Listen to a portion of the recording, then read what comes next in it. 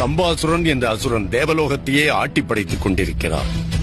அவனது படைகள் அனைத்தும் தண்டகவனத்தில் முகாமிட்டுள்ளன. அவன் மாய விமானத்தில் மறைந்திருக்கிறார். ஒரே நேரத்தில் அவன் அனைத்து திசைகளிலும் விமானத்தைக் கொண்டு அனைவரையும் தாக்குகின்றான்.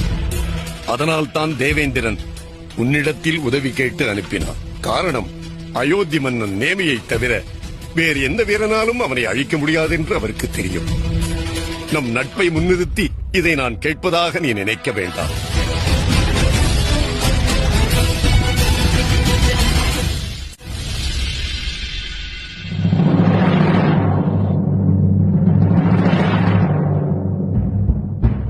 அவையில் வீற்றிருக்கும் பெரியோர்களை எதற்காக கூடியிருக்கிறோம் என்று உங்களுக்கே தெரியும். எனது நண்பனான தேவராஜன் இந்திரன் என்னிடத்தில் உதவி கேட்டுள்ளார்.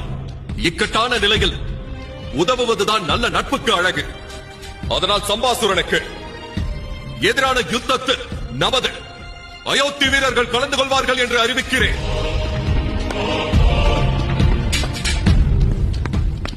மன்னிக்க வேண்டும் மன்னா.